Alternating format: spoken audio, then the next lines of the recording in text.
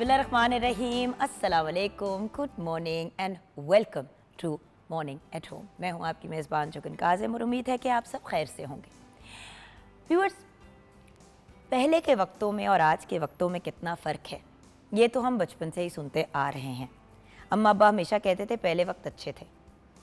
बड़ी बड़ी चीज़ें जो हैं वो बदल गई हैं जदीद टेक्नोलॉजी की वजह से और डिफरेंट मामलात की वजह से। बट अगर हम टेक्निकल पॉइंट ऑफ व्यू से एक बात करें तो हाँ, बड़ी डिफरेंट चेंजेस आए हैं। कहाँ हमारे पास पहले सिर्फ घरों में एक वो फ़ोन होता था डायल करने के लिए, बल्कि वो फ़ोन भी नहीं होते थे, मोहल्ले में कहीं एक फ़ोन होता था और किसी ने कोई बात करनी होती थी तो उस फ़ोन पे सारे बात करते थे। सारे वो एक मोहल्ले का फ़ोन होता था जो सब यूज़ करते थे। फिर वक्त के साथ लोगों के घरों में फ़ोन्स आ गए, मोबाइल्स आने शुरू हो गए, मोबाइल्स में भी काफ़ी ज़्यादा डिफरेंट चेंजेस आए एंड अल्टीमेटली अब वो वक्त आ गया है जहाँ पे टेक्नोलॉजी कहाँ से कहाँ पहुँच गई है। मसला टेक्नोलॉजी का नहीं है व्यूअर्स, मसला ना तो जिद्दत का है, मसला एक्चुअली हम लोगों का अपना है। किन लोगों का? इंसानों का। हम लोगों ने इतने ज़्यादा चेंजेस खुद ज़िंदगी में क्रिएट कर दिए हैं कि अफसोस होता है। आजकल बड़ा ट्रेंड है भाई कि बिफ़ोर की तस्वीर और आफ्टर की तस्वीर लगाई जाती है कि पहले कैसी किसी की लुक थी एंड आफ्टर अब कैसे हैं। अच्छा, मज़े की बात है, वैसे ही गौर से अगर आप ऑब्ज़र्व करें तो 90% जो बिफ़ोर की तस्वीरें हम लोगों की देखते हैं 10 साल 15 साल पहले, तो उसमें काफ़ी लोग खड़े हुए हैं और उनमें से एक इंसान जो है वो है जिसकी तस्वीर बिफ़ोर वाली दिखाई जा रही है, या लोग कट करके वो वाली अपनी उसमें से जो है ना वो लगा देते हैं तस्वीर। साइडों पे राइट लेफ्ट पे कोई ना कोई खड़ा होता है, पीछे भी कोई खड़ा होता है। अब क्या हो रहा है, जो आप आफ्टर की तस्वीर देखते हैं उसमें इंसान बिल्कुल अकेला खड़ा हुआ है। तो मुझे तब एहसास हुआ व्यूअर्स कि दुनिया कितनी ज़्यादा बदल गई है और हम कितने ऑड हो गए हैं कि पहले अपनायत बहुत थी, तस्वीरें भी खिंचती थी तो ग्रुप पिक्चर्स होती थी, अब सिर्फ ग्रुप सेल्फी खिंचती है और वो भी अपने सोशल मीडिया पे लगाने के लिए। अदरवाइज़ अगर आप फोटोग्राफी या तस्वीरों की बात करें तो अकेली अकेली तस्वीर। ओ भाई, पहले माँ ने बच्चे को गोद में उठाया होता था तो तस्वीर खींची जाती थी। अब माँ जो है बच्चे को लिटा के उसके फ़ोटोज़ खींच रही होती है और पूरा उसका फ़ोटो सेशन कर रही होती है। बच्चे की तस्वीरें अलहदा, माँ की तस्वीरें अलहदा, कलेक्टिव तस्वीर very rare. So just because हम टेक्नोलॉजिकली एडवांस्ड हो गए हैं, हम एक सर्टन तरीके से दिखना चाहते हैं, अपनी ज़िंदगी को गुजारना चाहते हैं, इसका ये मतलब नहीं है कि हम टेक्नोलॉजी के टो में इतने आगे निकल जाएं कि इंसान और इंसानियत को भूल जाएं। बिकॉज पहले वक्तों में कोई एक बंदा आपके हमसायों में, नेबर्स में बीमार होता था तो पूरी नेबरहुड, फैमिली तो अपनी जगह, पूरी नेबरहुड, हमसाए, जानने वाले, रिश्तेदार सारे पहुंच जाते थे चेक करने के लिए कि हाय रब्बा क्या हो गया, और उस बंदे की इबादत करने के लिए, तिमादारी करने के लिए, हर कोई खाना बना के ला रहा है, कोई कुछ कर रहा है, और बड़े ही अच्छे वक्त होते थे। अब कोई एक इंसान खुदा न खास्ता कैंसर की बीमारी में मुब्तला है तो अपने जो साथ रहने वाले घर वाले हैं वो इतने बिजी हैं कि वो उस इंसान को टाइम ही नहीं दे पाते। सो व्यूअर्स, टेक्नोलॉजी के आने से और ज़िंदगी में एडवांसमेंट आने का ये मतलब नहीं होना चाहिए कि हमारे अंदर इंसानियत ही ख़त्म हो जाए। माँ बाप के पहले वक्त अच्छे होते थे, या पहले वक्तों में हम ये और पहले वक्तों में हम वो, जब हम सुनते थे छोटे होते तो मैं चिढ़ चढ़ती थी। आज मैं सोचती हूँ कि क्या ये चिढ़ने वाली बात थी, बल्कि उन वक्तों का सुन के शायद हम अपने आने वक्तों को बेहतर कर लेते, उनको ज़रा थोड़ा सा इम्प्रूव कर लेते। लेकिन इधर तो वो जो कहते हैं ना, गंगा उल्टी बहती है। हम अच्छाई और पॉजिटिविटी की तरफ जाने के बजाय अपनी ज़ात में ही खोते चले जा रहे हैं। मैं से हम बाहर नहीं निकलते। Everything is about me me me. Even husband wife और बच्चे की बात करें तो छोटे छोटे बच्चों को ट्रेन किया जाता है कि वो अम्मा की तस्वीरें खींचे। हस्बैंड को कहा जाता है, या हस्बैंड है तो वो बहुत कॉन्शियस है तो वो बीवी और उसके बच्चे उसकी फ़ोटोज़ खींच रहे हैं और उनको लगाया जा रहा है। फैमिली फ़ोटोज़ या ग्रुप पिक्चर्स, जो बाय द वे सबसे कॉमन चीज़ होती थी, अब तो लोग इतने सेल्फ इन्वॉल्व और मी और मैं से नहीं निकल पाते कि बेस्ट फ्रेंड आपकी तस्वीर खींच ज़रूर लेगी लेकिन वो आपके साथ तस्वीर में नहीं होगी। एंड व्यूज़, मुझे ये बहुत ऑड लगता था। अब मॉर्निंग शो के लिए भी जब मैंने तस्वीर खींच के लगानी होती है तो वो एक, क्योंकि डिज़ाइनर की भी रिक्वायरमेंट है और अदरवाइज़ भी और वटेवर, और अब ये एक ट्रेंडिंग में चीज़ है, तो मैं जब अकेले तस्वीर खींच रही होती तो मुझे इतना ऑड लगता है कि मैं अकेली क्यों। ऐसे लगता है जैसे हम अकेले ही अब मॉडलिंग कर रहे हैं। हर बंदा जो है वो कंटेंट क्रिएटर या वो इन्फ्लुएंसर या मॉडल बन चुका है और वो सारे के सारे मॉडलिंग करते रहते हैं, अपनी तस्वीरें लगाते रहते हैं, और जो बंदा बाय द वे इन चीज़ों में नहीं इंटरेस्टेड उसको फिर ताने भी पड़ते हैं और उसका मजाक भी उड़ाया जाता है। मेरा सवाल ये है कि अगर हम एक आसान अंदाज में अपने बच्चे पालना चाहते हैं, अपने घरों को चलाना चाहते हैं, नौकरियां भी करना चाहते हैं, सारी चीज़ों को साथ आगे लेके चलना चाहते हैं, तो मैं और मी, हाँ मी टाइम थोड़ा सा अपनी ज़ात के लिए निकाल लें, वो बड़ी अच्छी बात है, वो तो हम भी इनकरेज करते हैं। लेकिन अगर हम मी और मैं से बाहर नहीं निकलेंगे तो ये सारे कामों का क्या होगा जो हमने ज़िंदगी में करना है, जो अचीवमेंट्स हमने अपने लिए सोची हुई हैं कि हमने इस स्टेज पे पहुंचना है, वो हम कैसे करेंगे अगर हम मैं और मी से ही नहीं बाहर निकलेंगे। और बाय द वे, ये एडवांसमेंट और पहले और आज के वक्तों में जो सबसे बड़ा स्टार्क डिफरेंस है, जो मेरी रूह को जाके चुभता है, मुझे याद है कि 15-16 साल पहले जब मैंने मॉर्निंग शोज होस्ट करने शुरू किए, I am really sorry viewers, जब हम बात करते थे तो हमेशा ये बात होती थी कि देखें वेस्ट में कितना अजीब कॉन्सेप्ट है कि वहाँ पे ओल्ड होम्स होते हैं। पाकिस्तान में ऐसी कोई चीज़ नहीं है, हमें ज़रूरत ही नहीं पड़ती है ओल्ड होम की। क्यों ज़रूरत पड़े ओल्ड होम की? घर के बच्चे, अफराद, सारे लोग जो है वो मिल के घर के बुजुर्गों का ख्याल रखते हैं। कोई भी इंसान किसी ओल्ड होम में क्यों जाए? आज इसी प्लेटफॉर्म पे बैठ के मुझे बड़े अफसोस के साथ कहना पड़ता है कि अच्छे भले लोग जो अपने माँ बाप का ख्याल रख सकते हैं, वो अपने माँ बाप को ओल्ड होम्स में छोड़ जाते हैं। या अब्बा की डेथ हो गई, अम्मा अकेली हैं, जिम्मेदारियाँ बहुत ज़्यादा हैं, एज इन उनका ख्याल रखना, डॉक्टर पे जाने, तो कोई ऐसा ऑप्शन ढूंढा और वहाँ पे जाके उनको छोड़ आए। और कभी कोई मौका मिला ईद पे या कोई ऐसा ओकेजन तो उनको जाके मिल लिया। एक माँ 10-10 बच्चे भी पाल लेती है और उनका भी ख्याल रखती है, उनके आगे से बीवियों और मियों का ख्याल और फिर उनके बच्चों का भी ख्याल रख लेती है। तो एक औरत 30-40 लोगों का ख्याल अकेले रख सकती है, लेकिन उस एक औरत का ख्याल या उस एक बाप का जिसने सबकी कफालत की, सबका ख्याल रखा, सबको आगे लेके चले, उन माँ और बाप को संभालने वाला कोई नहीं होता। कितनी अफसोसनाक बात है। तो कौन सी नई टेक्नोलॉजी, कौन सी जिद्दत, कौन सी मॉडर्न लाइफ की हम बात करते हैं? अगर मॉडर्नाइजेशन का मतलब ये है कि हमें बड़े छोटे की तमीज़ नहीं रही, हम अपने सीनियर्स की रिगार्ड नहीं करते, हम अपने माँ बाप को अपने पलकों पे नहीं रखते, वो माँ बाप जिसके पैरों, वो माँ जिसके पैरों तले जन्नत है और वो बाप जो उस जन्नत का दरवाज़ा है, अगर हम इन्हीं लोगों की कदर नहीं करते और उन्हीं की इज्जत नहीं करते, उन्हीं के साथ नहीं सही तरीके से चलते, तो क्या करना है इस मॉडर्नाइजेशन का? उस मॉडर्नाइजेशन और उस नए ज़माने का क्या फ़ायदा जो हमें अपने आप से और हमारे अपनों से हमें दूर से दूर तर करता चला जा रहा है? ये एक लम्हा फिक्रिया है। 042992000648 पे आप कॉल कर सकते हैं। मॉर्निंग एट होम हमारा फेसबुक का पेज है। सो चेंजेस ज़िंदगी में पहले और आज में, इस पे हम कुछ बात करेंगे अभी शेफ़ तैयबा अल्ताफ़ से। अस्सलाम वालेकुम। वालेकुम अस्सलाम। कैसी हैं आप? मैं ठीक। भाई आज तो लाइट पिंक में कोई आप हद की हसीन लग रही है माशाल्लाह से। बस आपका reflection this is your colour, this is definitely your colour, माशाल्लाह माशाल्लाह। Thank you so much. अच्छा तैयबा जी, पहले और आज में क्या हम बहुत ज़्यादा रोबोटिक नहीं हो गए? बहुत ज़्यादा हो गए हैं। और एक चीज़ जो मुझे बहुत ज़्यादा जुगन फील होती है वो ये कि पहले जब त्यौहार होते थे, ईद हो गई या ऐसे, तो मुझे अच्छी तरह याद है अब्बू अल्लाह ताला उनको जन्नत नसीब करे, जब वो नमाज़ पढ़ के आते थे तो क्या होता था, एक बाकायदा सब इकट्ठे होते थे, फैमिली बैठती थी और सबको, चाहे वो कराची में है जहाँ भी, सबको कॉल्स की जाती थी। 1-1.5 घंटा बैठ के लंच से पहले ये अमल होता था कि सबको आपने 1.5 घंटा 2 घंटे लग जाते थे इसमें, फुफ्फो, खाला, चची। अच्छा, अगर कोई सारे एक जगह जमा हुए हैं तो आपने वहाँ पे तो कॉल की, लेकिन बाद में जब वो अपने घरों वापस लौटते हैं तो आपने फिर शाम को उनको कॉल कर दी। और जान, एक तो जाके मिलते थे, अगर जाके नहीं मिल सकते थे तो जरूर फोन पे, जो लाहौर से बाहर के या जिधर भी आप रहते हैं उधर के बाहर के रिलेटिव्स होते थे, फिर खतूत भी लिखे जाते थे। मेरी खाला इवन के लाहौर से, उस वक्त हम केपीके में होते थे, तो वो भी उसका बाकायदा इंतज़ार होता था कि अब 2 दिन लगेंगे, 3 दिन लगेंगे, कितने दिन लगेंगे। और ये कोई, और देखें उम्रे पे कोई जा रहा होता था, हज पे जा रहा होता था, तो हमेशा जो फ़ोन कर, जो माफ़ी मांगने वाला जो एक अमल है, अगर जेन्युइनली किसी का दिल दिखाया होता था या कहीं लड़ाई फड्डा होता था तो बंदा पहुंच जाते थे। बिल्कुल। अब तो व्हाट्सएप पे आपके पास स्टूपिड सा कोई मैसेज आ जाता है। अच्छा, ईद का मैसेज है तो एक ही मैसेज आपने कोई करोड़ लोगों को भेज दिया। बिल्कुल।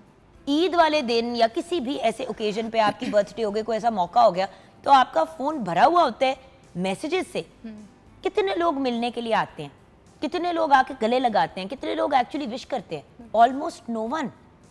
एक स्टेटस लगा के बस हम समझते हैं हमने अपना फर्ज यार, पूरा कर दिया। बर्थडेज को देखो आजकल। पहले बर्थडे होती थी तो बर्थडे पार्टी होती थी, बर्थडे डिनर होता था, गेट टुगेदर होता था। तैयबा आ गई, हमारी टीम आ गई, सारे हम लोग जमा होकर बर्थडे पार्टी हो रही है। अब बर्थडेज क्या है? महंगा सा आपने एक सेटअप लगाया 25, 30, 40, 50 हज़ार का, लाख रुपए का भी, जिसमें गुब्बारे हैं और ये और वो, केक शेक आपने ख़रीदा, बड़ा आपने फैंसी बनवाया, अकेले ही आपने उस केक को काटा। किसी घर में आपने स्टाफ को या किसी बंदे को या यहीं कोई कहता कि यार मेरी वीडियो बना लो, और आपने खुद ही केक काट के अपनी खुद ही सेलिब्रेशन करके आपने एक रील लगा दी जी। और मैं ये देख रही होती हूँ और मुझे इतनी डिप्रेशन होती है कि यार ये कौन सी सालगिरह है जो आपने अकेले ही केक काट के गुजार दी। और इवन कि पहले इतनी सिंप्लिसिटी थी खाने में भी, हर चीज़ में, लेकिन जो हम उस सारी चीज़ों का लुत्फ उठाते थे वो इससे कई गुना ज़्यादा होता था। तो आई डोंट नो कि कौन सी खुशी हम ढूंढ रहे हैं। बिल्कुल। तो नया ज़माना अपने साथ बड़ी अच्छी और इंटरेस्टिंग चीज़ें भी लेके आता है, लेकिन सारी बुरी चीज़ों को अडॉप्ट करने के बजाय पिछली वक्तों की अच्छी चीज़ें और नए वक्तों की अच्छी चीज़ों को कंबाइन करके आगे चले तो ज़िंदगी बहुत आसान हो जाएगी।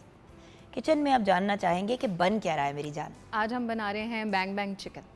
Ice, bang bang chicken, bang bang prawns, Prawns बड़े भी इजीली बनते हैं, मार्केट में बैंग बैंग फिश बड़े इजीली अवेलेबल ऐसी होती है, पर चीज़ों महंगी की- बहुत होती है। जी, लेकिन ऐसी चीज़ों का मज़ा ये है कि आप इनको डिफरेंट तरीक़ों से जो है वो सर्व कर सकते हैं। जैसे आप राइस के साथ खा सकते हैं, ठीक है, आप पास्ता जो है उसके साथ खा सकते हैं, तो वेरिएशन बहुत ज़्यादा है। सो कैसे बनाएंगे ये बैंग बैंग चिकन? जी बिल्कुल। इंग्रेडिएंट्स मैं आपको बता देती हूँ। मुर्ग का गोश्त 1 किलो, अदरक पाउडर 1 चाय का चम्मच, लहसुन पाउडर 1 चाय का चम्मच, प्याज पाउडर 1 चाय का चम्मच, काली मिर्च 1 चाय का चम्मच, नमक हस्बे जायका, तेल हस्बे ज़रूरत, बटर मिल्क 2 खाने के चम्मच, सराचा सॉस आधा खाने का चम्मच, सुरख मिर्च पाउडर 1 चाय का चम्मच, स्वीट चिली सॉस आधा खाने का चम्मच, तेल 1 खाने का चम्मच, बैंग बैंग सॉस जो है उसके इंग्रेडिएंट्स मैं आपको बता देती हूँ। मायोनीज़ 2 कप, स्वीट चिली सॉस 2 खाने के चम्मच, सराचा सॉस 1 खाने का चम्मच, राइस विनेगर 1 खाने का चम्मच, 1 चाय का चम्मच, लहसुन 1 चाय का चम्मच। बैंग बैंग चिकन के लिए सबसे पहले आपने क्या करना है, चिकन हम बोनलेस यूज़ कर रहे हैं और क्यूब कटिंग में। इसकी आपने मैरिनेशन कर लेनी है, जितने मैंने आपको मसाले ड्राई फॉर्म में बताए हैं, जितनी सॉसेस बताई हैं उनके साथ, और इसको मैरिनेट करके हम जो है तकरीबन 2 घंटे के लिए रख देंगे। और उसके बाद अगर आपके पास टाइम है तो आप ओवरनाइट भी इसकी मैरिनेशन कर सकते हैं। उसके बाद हम इसको स्क्यूअर्स में लगा के, और ये पैन जैसे मैंने इसको ग्रीस किया हुआ है उसके ऊपर ग्रिल कर लेंगे। अदरवाइज़ अगर आप चाहते हैं तो आप एयर फ्रायर में भी इसको बना सकते हैं। और इसकी सॉस जो है वो भी सिंपल, हमने चीज़ें सारी मायोनीज़ के अंदर मिक्स कर देनी है। और इसकी ख़ास बात ये है कि जैसे ये हाफ़ कुक हो जाएगा तो हम ब्रश की मदद से जो हमने सॉस बनाई हुई है वो इसके ऊपर स्प्रेड कर देंगे दोनों साइड से, और इसको फिर बाकी का जो है फुल डन कर लेंगे और ये सॉस साथ में हम सर्व करेंगे। Sounds absolutely delicious, simple and uncomplicated. जिंदगी को सिंपल और अनकॉम्प्लिकेटेड बनाए। वैसे खाने की भी अगर बात करें तो किचन एक गार्ड होता था एक दूसरे के साथ कनेक्ट करने का। अम्मी खाना बना रही हैं, नानी बना रही हैं, दादी बना रही है, कोई एक बंदा किचन में बना रहा है और उनके इर्द गिर्द मक्खियों की तरह सारे घर वाले घूम रहे हैं। मर्द भी आके अपना हिस्सा डाल रहे हैं, ख़वातीन भी मर्द को कहा जा रहा है चल तू जाके रोटियां लेके आ, अच्छा पुत्र तू ज़रा जाके टेबल पे ये 2 चीज़ें रखते। मतलब सब मिलजुल के चीज़ें करते थे। अब तो खाने का एक्सपीरियंस भी एक रिडिकुलस एक्सपीरियंस हो गया। सूखी रोटी भी खानी है तो पहले उसकी वीडियो बनानी है, उसका पोस्ट बनाना है, उसको लगाना है, अकेले खाना है। और इतने लोग अकेले हो गए हैं, जितना ज़्यादा ज़िंदगी में चेंजेस आ रहे हैं जो आपको टेक्नोलॉजिकली एडवांस कर रहे हैं, उतना ही ज़्यादा अकेलापन, डिप्रेशन, एंग्जाइटी और उलझन बढ़ती चली जा रही है। सो नए वक्तों में पिछले वक्तों की अच्छी चीज़ें अगर इंक्लूड कर दें तो शायद हमारा फ्यूचर बेहतर सिक्योर हो सकता है। यहाँ पे हम ब्रेक की तरफ जाएंगे, ब्रेक के बाद जब वापस आएंगे तो ज़ैनब गोंदल हमें ज्वाइन करेंगी और उनसे हम गाइडेंस लेंगे अगेन पहले के वक्तों में और आज के वक्तों में क्या डिफरेंस है। पहले वक्तों में कौन सी ऐसी चीज़ें थी जो हमारे सीनियर्स, हमारे घर वाले, हमारे फैमिली वाले इनकरेज करते थे जो अब नहीं इस्तेमाल होती। जिसमें एक बहुत बड़ी चीज़ है सब्जियाँ। जब छोटे होते थे सब्जियों का बहुत इस्तेमाल था, अब तो फ्राई गंदी गंदी डब्बों वाली चीज़ों से हम बाहर ही नहीं निकलते। तो सब्जियों के बेनिफिट्स और पहले वक्तों में और अब के वक्तों में खुराक में डिफरेंस, प्लसेस एंड नेगेटिव्स, ये डिस्कस करेंगे ब्रेक के बाद।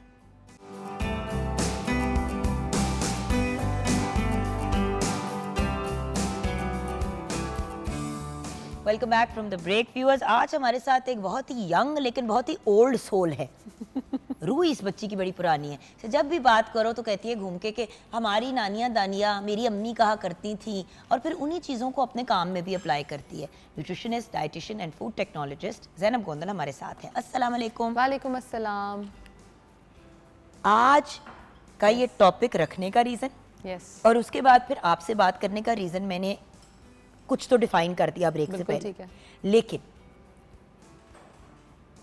जब हम 14, 15, 16 साल की एज में पहुंचते हैं, अम्मी कहेंगी कि बेटे रात को दूध का ग्लास थोड़ी सी हल्दी डाल के पी लो, हम चीख उठेंगे कि क्यों, बिल्कुल ये क्या पेंडू बात है, ऐसे ही है। ठीक है, कौन दूध कौन पीता है रात को।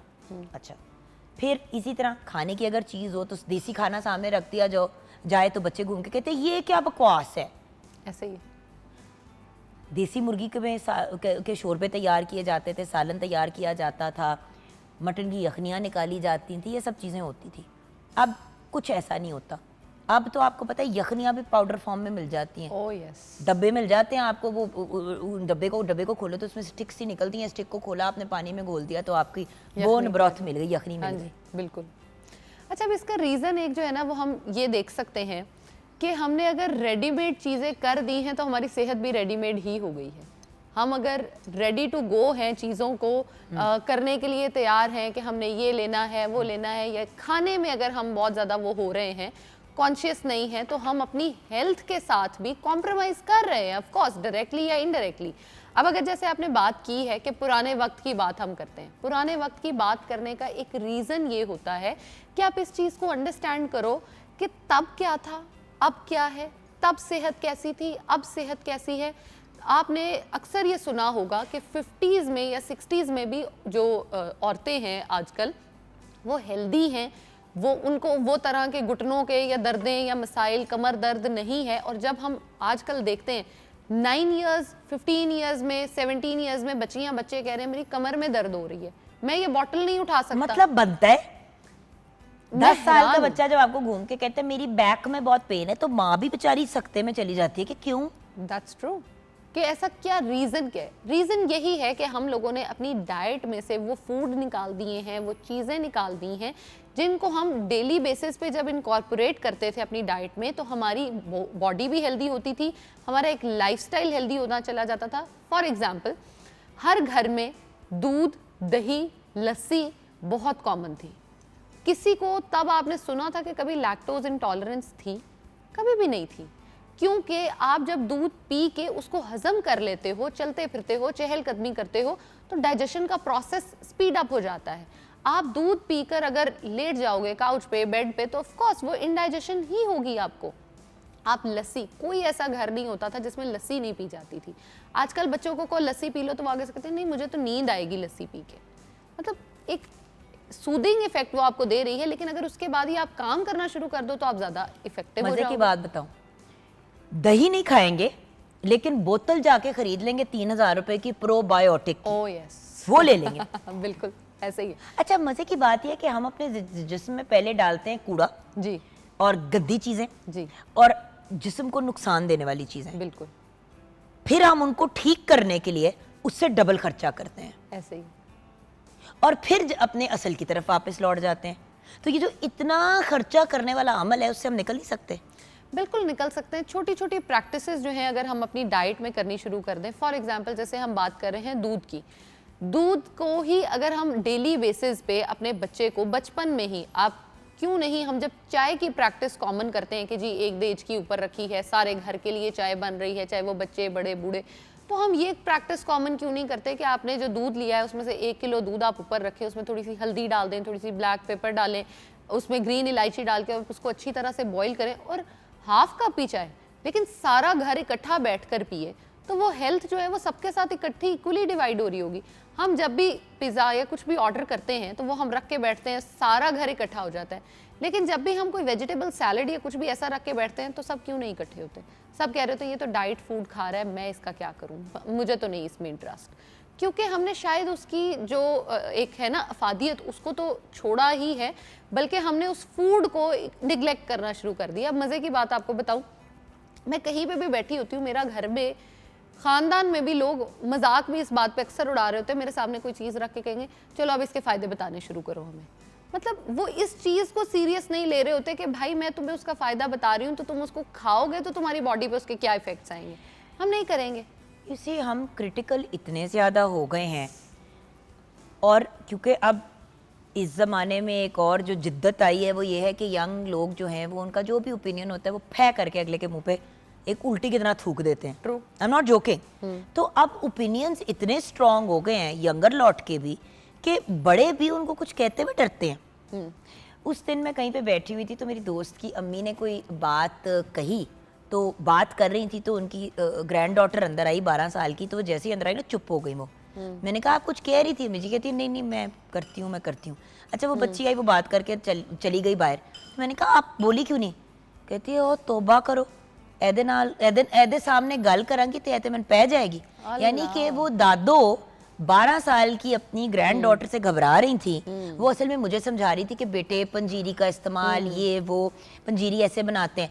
अच्छा वो बच्ची अंदर आई है, वो डर गई बेचारी, चुप हो गई। बाद में कहती है ये लोग, ये तो हर वक्त मुझे, ये छोटे बच्चे, ये जो सारा, ये जो मेरे ग्रैंड चिल्ड्रन है मेरे पीछे पड़े रहते हैं कि आप क्या पेंडू पेंडू बातें करती रहती हैं, आपको नहीं पता, ये नॉनसेंस जो है ये बड़ी अनहेल्दी होती है। तो बेटा मैंने आपको समझाना था कि तुम कमर कस और ये चीजें, मेरे उन दिनों में बैक में प्रॉब्लम थी, नूर को फीड करा रही थी। बट मुझे इतना अफसोस हुआ कि हमारे बड़े, ये तो एक फनी बात होती थी कि वो हमें डांटते थे, हमें समझाते थे, हमें लेक्चर पढ़ता था, कुछ सुन भी लेते थे, हम कुछ नहीं सुनते थे। अब तो वो बेचारे बोलते भी नहीं है इस डर से कि पढ़ना जाए अगला बदना। अब अच्छा मजे की बात यह है कि पंजीरी हम बड़ी आउटडेटेड और ओल्ड फैशन चीज को कह देते हैं, लेकिन जब वही पंजीरी हमें कोई भी ब्रांड एक डब्बे में बंद करके देता है तो हम सब उसके पीछे जा रहे होते हैं कि हाँ हम ये वाला बाय करके ब्रांड खा लें। भाई अगर आप वही पंजीरी अगर घर पर फ्रेश बनाओ, ताजी बनाओ, आपको पता हो कि आपने उसमें कौन से ड्राई फ्रूट्स ऐड किए हैं, कौन सा आपने उसमें देसी घी ऐड किया है, किस क्वांटिटी में आपने वो चीज़ बनाई है।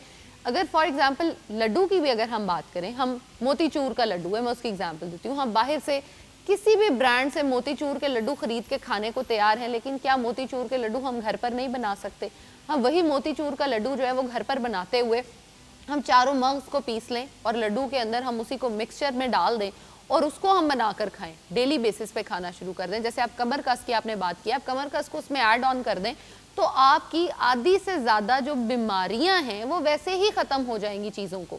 आपके सिंपल ऐड ऑन करना है। मैं ये नहीं कह रही कि आप बाहर से खाना छोड़ दो, मैं ये नहीं कह रही कि आप बर्गर्स और पिज़्ज़ाज और फ्राइज़ और ये चीज़ें मत खाओ, लेकिन मैं ये ज़रूर कह रही हूँ कि उनकी भी हेल्दी वेरिएंट्स हैं, आप घर पर भी उसको खा सकते हो। अगर फॉर एग्जांपल आप एक बर्गर बाहर से जाकर ख़रीद के खा रहे हो तो उससे बेहतर नहीं है कि आप उसकी जो है वो पैटी घर पे बना लो, फ्रेश होगी, आपको पता होगा कि आपने उसमें क्या डाला है। आप उसमें सैलेड का कंटेंट ज़्यादा कर दो, आप चीज़ का कंटेंट ज़्यादा कर दो, आप उसका जो बन है उसको ज़्यादा कर दो या बन जो है आप उसको लेटेस के साथ जो है वो रैप कर दो और उसमें बर्गर को आप खा लो। उसमें ये होगा कि आपका जो कार्ब लोड है, कार्ब कंटेंट जो है वो ज़रा कम होगा और उसके साथ आपकी हेल्थ जो है वो बेटर होना शुरू हो जाएगी। बल्कि मैं एक जगह पे गई कुछ दिन पहले और वहाँ पर ना मैंने सीख कबाब जो थे वो देखे और मैंने सीख कबाब को ये देखा कि उनको लेटस में रैप और आइसबर्ग में रैप करके उन्होंने दिया हुआ था। एंड आई वाज लाइक कि यार सीख कबाब के साथ भी कोई बात ये है कि व्यूअर्स जो चीज जिस तरह खाने को बनती है उसको उस तरह से तो रहने दे। अजीबो गरीब किस्म की मॉडर्नाइजेशन आप करें।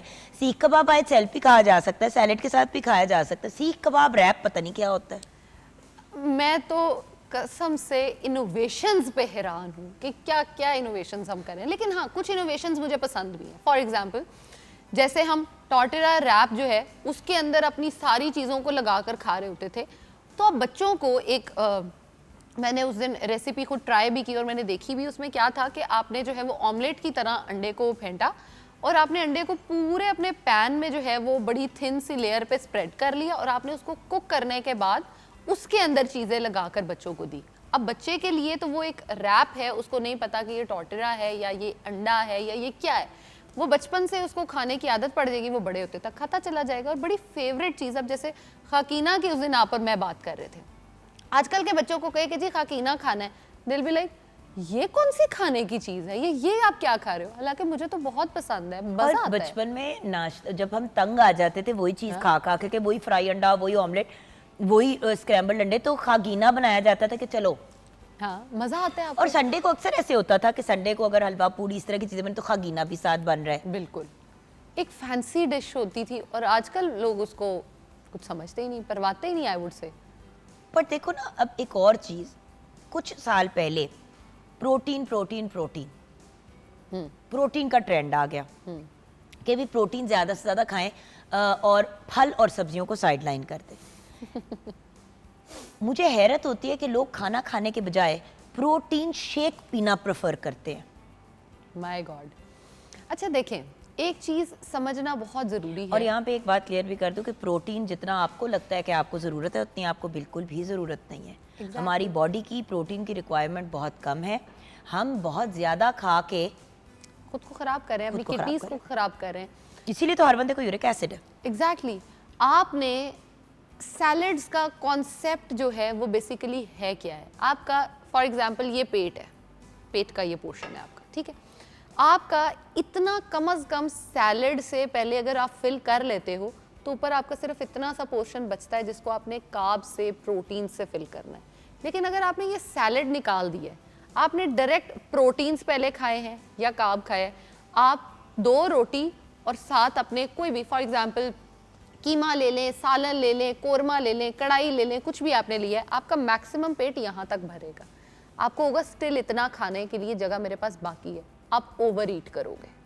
उसके बाद जब खाना यहाँ तक पहुँचेगा आपको एकदम से फील होगा कि यार मैं तो बहुत ओवर हो गया हूँ, एक्स्ट्रा मैंने खा लिए। आप ऊपर से सोडा या कोला कुछ भी पियोगे, वो आपका पेट यहाँ तक आ जाएगा। आपका जितना स्टमक का साइज था आपने उससे ज़्यादा पोर्शन कंज्यूम कर लिया। इस वजह से एसिड रिफ्लक्स, अक्सर लोगों में वॉमिटिंग होना खाने के बाद बहुत ज़्यादा, और डायरिया होना बहुत कॉमन है, स्पेशली ये समर सीजन में, क्योंकि हमें समझ ही नहीं आती कि कितना खाना है। लेकिन अगर आपने इतने पेट को सैलड से फुलफिल कर लिया है, वेजिटेबल्स खा ली हैं, कुछ भी आपने फ्रूट्स खा लिए हैं, अब पेट के पास इतना सा खाना है, इतनी जगह पे आपने 1 रोटी 1.5 रोटी से अपने आप को फुलफिल कर लिया, प्रोटीन, कोरमा, कढ़ाई, व्हाट्सोएवर आपने खा ली, बिरयानी खा ली, आपने अपने पेट को फुल कर लिया। अब जो बाकी जगह थी इसको डाइजेस्ट होने में ऑलमोस्ट 3 आवर्स लगेंगे, और जो आपकी सब्जियां हैं उसको डाइजेस्ट होने में ऑलमोस्ट 4 से 5 घंटे लगेंगे। दैट मीन्स आपका फाइबर आपको बहुत ज़्यादा देर तक फुलफिल रखेगा। फाइबर बॉडी में खाने का या बॉडी में लेने का सबसे ज़्यादा मज़ा ये होता है कि आपकी बॉडी जो है वो कॉन्स्टिपेटेड कभी नहीं होती, आपको कॉन्स्टिपेशन नहीं होती, आपको ब्लॉटिंग नहीं होती, और उससे भी मज़े की चीज़ है कि आपकी स्किन पे कभी भी रिंकल्स नहीं बनते, आप एंटी एज नहीं करते हो कभी भी, मतलब एज नहीं करते हो, सॉरी। और ये एक एंटी एजिंग का की एक ट्रिक है। एग्जैक्टली आपने हमेशा, हम ये बात करते हैं कि ग्लोइंग चार्मिंग स्किन कैसे हासिल की जाए, और वो सब्जियों से हम वाकई ले सकते हैं। एक सब्जी बताऊं जो बहुत सारी चीज़ों में जो है ना वो एक फ़ायदेमंद है लेकिन बड़ी इग्नोरेंट है, आपकी भिंडी, लेडी फिंगर। भिंडी बेचारी को तो कोई किसी खाते में ही नहीं लिखता, और ये नहीं रियलाइज करते कि भिंडी गार्ड है, लाइक को एक ऐसी चीज़ है जिससे आपको इतना फॉलिक एसिड मिलता है। एग्जैक्टली। और सबसे मज़े की चीज़ ये है कि दुनिया में बहुत कम ऐसे वेजिटेबल्स हैं जिनसे वो जेल टाइप मटेरियल बनता है, and lady finger is one of them. उसका सबसे बड़ा फ़ायदा क्या है? अगर आप शुगर पेशेंट हैं, आपको डायबिटीज़ है, आप प्री डायबिटीज़ में फॉल करते हो, तो आपने डेली क्या करना है, आपने जो आपकी भिंडी है उसको ऊपर से उसका सर और पाँव, आई वुड से सर पाँव काट के, हाँ, सर पाँव काट के उसको 4 स्लाइसेस में काटें और पानी में डिप करके रख दें। सुबह जब आप उठेंगे वो एक जेल लाइक मटेरियल बना हुआ होगा, आप उसको कंज्यूम करें। यस, कोई टेस्ट नहीं है उसका, लिटरली कोई टेस्ट नहीं है। लेकिन क्या वो जो जेल है मैंने खुद पी है बहुत। देखिए मैं कोई भी चीज ऐसी नहीं बताती जो मैंने खुद ट्राई ना की। अच्छा, आपने वो जेल कंज्यूम कर ली, आप डायबिटीज को रिवर्स कर सकते हो, आप प्री डायबिटीज को रिवर्स कर सकते हो, और उससे भी मजे की बात ये है कि आप उस जेल को अगर डेली बेसिस पे पीते हो, वो एक नेचुरल बोटॉक्स का काम करता है आपके लिए। यस, आप उसको स्किन पर अगर, अच्छा मेरे कहने पे ना सब एक बार इसको ट्राई करके देखें। भिंडी को काट के उसको पानी में डिप करके रख दें और उसको फॉर 1 वीक पिएं।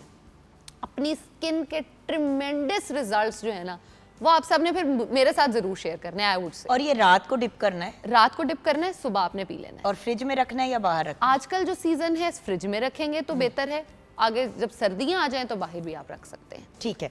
और इसको आपने डेली कंज्यूम करना है। Yes. और कितने पीस भिंडी के डालने हैं, कितने पानी में? अगर आप हाफ कप लेते हो ये तो ले। उसमें 2 से इस पानी में अगर आप कर रहे हैं तो 3 जो भिंडी नॉर्मल साइज की है वो इनफ है, अगर बड़ी है तो 2। टॉप से काट, अच्छी तरह से धो के टॉप काट के नीचे का काट के उसके 4 हिस्से कर दिया आपने। यस, ठीक है, स्लाइसेस, और वो आपने डाल दी तो 12 पीस हो गए। बिल्कुल। वो आपने डाल दिया उस पानी के अंदर और आपने उसको रात को छोड़ दिया। सुबह वो सुबह भिंडी बाहर निकाल दी, भिंडी बाहर निकाल दी पानी और पी बस वो पानी पी लिया। Yes.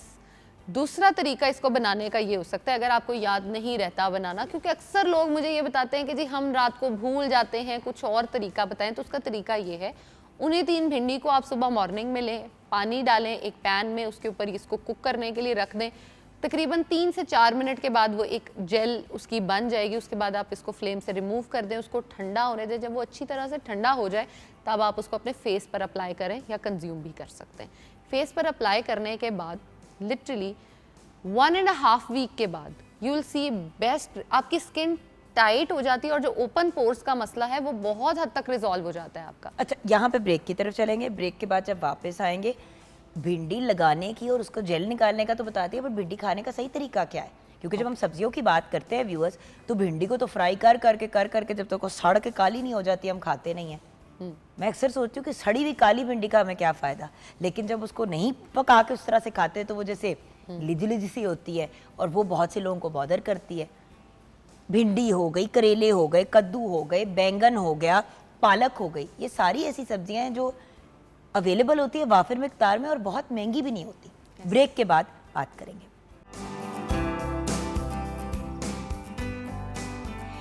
Welcome back from the break viewers. Zainab Gondal हमारे साथ है। हमने पास्ट की भी कुछ बात की कि पहले क्या होता था और अब चीज़ें क्या होती हैं। अब हम थोड़ी सब्जियों की तरफ आ गए, क्योंकि एक्चुअली मॉडर्न टेक्नोलॉजी और मॉडर्निटी का मतलब बेसिकली ये है कि भाई फल और सब्जियों का इस्तेमाल नहीं करना। अगर फल और सब्जी का इस्तेमाल करना भी है तो वो वाली करनी है जो बड़ी इंस्टाग्रामेबल है या फिर खानी नहीं है। सब्जी स्पेशली द एटीट्यूड इज कि हाँ वो गोलियां खा लेंगे, वो हम ये खा लेंगे, इसमें हमें फाइबर मिल जाएगा, हम ये गोली खा लेंगे तो इससे हमें न्यूट्रिएंट सारे मिल जाएंगे, तो हम प्रोटीन शेक पी लेते हैं और इस पर गुजारा निकाल लेते हैं। ये भी ब्रेक से पहले बात करें। फिर भिंडी का आपने हमें बताया, भिंडी आपने लगाने और पीने के पॉइंट ऑफ व्यू से तो बता दिया, बट खानी कैसे चाहिए भिंडी? अब मज़े की बात ये है कि भिंडी आपकी बॉडी में सबसे ज़्यादा कोलेजन को प्रोड्यूस कर रही होती है। हम कोलेजन, वही बात, डब्बी में खा लेंगे, कोलेजन के महंगे सप्लीमेंट्स खा लेंगे, गंदे पाउडर आते हैं उसके बद जायका, भिंडी को नहीं कंज्यूम करेंगे। अब भिंडी हमारे घरों में बेसिकली जो बनने का तरीका है वो एक्चुअली सारे न्यूट्रिएंट्स को ख़राब कर देता है। बाय द वे, अगर आपने कोलेजन लेना ही है तो आप यखनी पी लें मटन की। डेली आप बीफ या मटन की बोन ब्रॉथ जो होता है आधा कप भी चाय का पी लेंगे ना, अगर आपको यूरिक एसिड और कोलेस्ट्रॉल नहीं है, हाँ ऑफ कोर्स, तो तब वो आपको अच्छा खासा कोलेजन देता है। यस, और आपकी स्किन बहुत अच्छी हो जाती और है। यार पेट भी भर जाता है और एटलीस्ट जहर वाला टेस्ट तो नहीं होता ना। मज़े की बात ये कि गंदी जहर जैसे टेस्ट वाली चीज़ें, ऐसी चीज़ें जिनसे मिट्टी पलीत हो जाती है, बंदा वो ले लेता है, लेकिन एक हेल्दी चीज़ जिसका जायका भी मज़े का है वो नहीं लेना। अच्छा, हम ये कॉन्सेप्ट क्यों नहीं डेवलप करते कि हम रोज़ एक पॉट लें, उस पॉट के अंदर हम जो है वो जितनी भी हमारी वेजिटेबल्स जो भी सीजनल अवेलेबल हैं, चाहे वो गोभी है, गाजर है, मटर है, टमाटर है, जो भी है, उस सबको पानी के साथ आप डालें। लाइक अगर आप एक बंदे के लिए बना रहे हैं तो 2 से 2.5 कप पानी लेंगे, सारी चीज़ें थोड़ी थोड़ी काट के अंदर डाल दें, 2 से 3 पीसेस मटन या बीफ व्हाट्सएवर इज़ अवेलेबल वो रख दें और उसको अच्छी तरह से कुक होने दें। जब वो कुक हो जाए आप उसके अंदर थोड़े से अपने काली मिर्च डाल लें, थोड़ा सा ऑरिगेनो डाल लें, थोड़े से अपने स्पाइसेस डाल के उसको एज सूप खा लें आप। क्योंकि हमने जो बाकी डाइटरी सूप्स और वो टेस्टलेस और उन चीज़ों की तरफ जाना है, तो ये एक इसका अच्छा टेस्ट बना के आप इसको कंज्यूम कर लें ताकि एटलीस्ट आपकी बॉडी को कोई फ़ायदा भी हो रहा होगा। लेकिन मैं एक मज़े की बात बताऊं, हमने अगर सब्जी भी खानी है तो हमने वो खानी है जो पाकिस्तान में अवेलेबल नहीं है। हाँ जी, आजकल फ्रूट के पॉइंट ऑफ व्यू से बात करें तो एवोकाडो की बड़ी बात हो रही है। ओ भाई, एक एवोकाडो 1500-2000 रुपए का है, कौन खरीदे? हम ब्रोकली फ्रोजन लेके मैं वही कह रही हूँ ना, ब्रोकली भी हमने खानी है। गोभी नहीं खानी, गोभी नहीं खानी, लेकिन ब्रोकली खानी है। मुझे हैरत होती है कि यार ये सारी चीज़ें जो मार्केट में अवेलेबल है वो छोड़ के आप वो वाली चीज़ ढूंढते हैं जितने में आप एक वो ब्रोकली का फूल लेके आते हैं जी, उतने में आप आलू गोभी की बुरी देज की तैयार कर सकते हैं। ट्रू, ऐसे ही है। और उस फ्रोजन में you are not even sure कि उसके क्या, भाई वो तो फ्रेश भी अब मिल जाती है ब्रोकली, लेकिन जान महंगी है ना, बहुत महंगी। जो चीज़ रेगुलर नहीं यूज होती। और आपके पास अब जैसे कि मैं बात करना चाहूंगी करेले की, करेले भी उसी तरह फ्राई कर करके। अच्छा, मज़े की बात ये है कि हम डिटॉक्स वाटर्स के पीछे बहुत ज़्यादा भागते हैं। करेला एक नेचुरल डिटॉक्सिफायर है हमारे पास, अगर हम उसका अच्छा मजे की बात है कि मैंने करेले का जूस कहना है, आपने आगे से मुंह बनाना है कि क्यों मैं तुम तो ये वो बात करेले कर की रही हो। तस्वीर देख के मैंने मुंह बना लिया था। मैंने इसीलिए पहले बता दिया बुद्ध करेले मुझे बड़े पसंद है, भरे हुए करेले जो होते हैं बुद्ध करेले, लेकिन या उनमें और या कोई- फिर वो जो क्रिस्पी से करेले बने होते हैं फ्राई होके। मेरे पास एक पेशेंट आया करती थी, उसके फेस पे बहुत ज़्यादा एक्नी हुआ करती थी, और दूसरा उसके ना लिवर का कुछ इशू चल रहा था बहुत ज़्यादा। खैर मेडिकेशन और वो सब कुछ करने के बाद जो भी था, मैंने उसको कहा, मैंने कहा यार तुम, राबिया उसका नाम था, मैंने कहा राबिया तुम ये काम क्यों नहीं करती कि तुम डेली बेसिस पे अगर 2 से 3 सिप्स ही करेले का जूस शुरू कर लो। मुझे कहती तुम पागल हो, मतलब ऑफ कोर्स एज डॉक्टर उसने मुझे कहा कि आप पागल है, मैं कैसे गई। नहीं बट ऑब्वियसली यार हाँ। क्लाइंट्स के साथ इतनी दोस्ती हो जाती है कि वो फैमिली बन जाते हैं। हाँ, अब बिल्कुल। टेक्निकली आप आए थे professionally as a nutritionist, as a dietitian, अब आप you are like my family और like one of my children. बिल्कुल। सो बात ये कि ताल्लुक तो ऐसे हो जाते हैं डेवलप, और तभी तो फिर बातें निकलती हैं। एग्जैक्टली वेरी फॉर्मल ताल्लुक में तो ये बातें भी नहीं निकलती, फिर बंदा चीजें भी नहीं ट्राई करता, फिर आप उसी प्रोफेशनल के डिब्बे से नहीं बाहर निकल पाते। अच्छा फिर क्या कहती है, पागल हो वो? तो मैं भी उसके साथ ये पूछना अग्री चाहूंगी, करेंगे पागल आप। हो? हाँ जी, मैं पागल हूँ। मैंने girl. उसको खैर किसी तरह अग्री कर लिया कि तुम इसको ना कंज्यूम करो। 2 हफ्ते बाद वो मेरे पास दोबारा आई, उसने अपने सारे टेस्ट लिवर के भी मुझे करवा के लेकर आई और दिखाए।